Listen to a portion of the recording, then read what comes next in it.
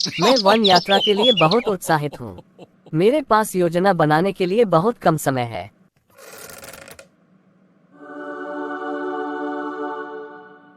Alex, बेटा, हमें बात करने की जरूरत है।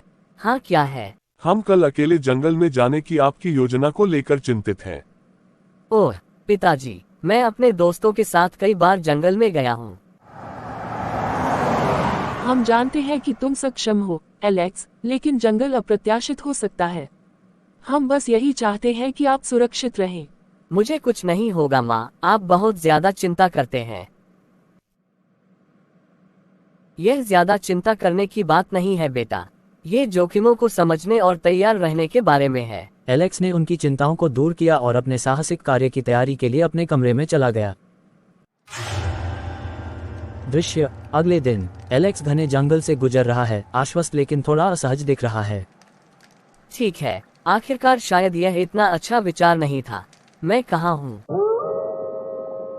जैसे जैसे एलेक्स जंगल में गहराई तक जाता है, उसे विभिन्न चुनौतियों का सामना करना पड़ता है, जिसमें खो जाना और जंगली जानवरों का सामना करना शामिल है। अरे नहीं, अब मैं क्या करूँ? ऐसा नहीं होना चाहिए था। इस बीच घर पर सारा और डेविड एलेक्स के ठिकाने के बारे में चिंतित हो रहे हैं।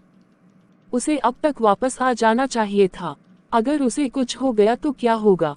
आइए जल्दबाजी में निष्कर्ष पर न पहुँचे सारा। हम उसे ढूंढ लेंगे, हमें करना ही होगा। एक लंबी और थका देने वाली यात्रा के बाद एलेक्स अंततः जंगल से बाहर आता है, थका हुआ और विनम्र दिख रहा है।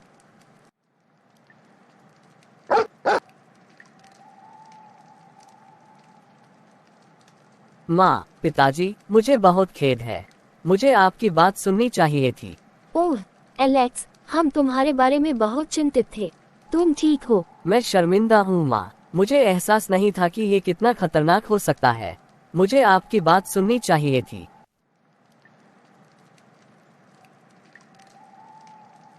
ठीक है बेटा, हमें खुशी है कि आप सुरक्षित हैं। यही बात मायने रखती है। जैसे ही वे एक साथ बैठते हैं, एलेक्स को अपने माता पिता के मार्गदर्शन और सुरक्षा के महत्व का एहसास होता है। अब मैं समझ गया माँ, पिताजी, आपकी सलाह का उद्देश्य मुझे रोकना नहीं था। इसका उद्देश्य मुझे सुरक्षित रखना था। यह सही है प्रिय, हम बस वही चाहते हैं जो आपके लिए सबसे अच्छा हो।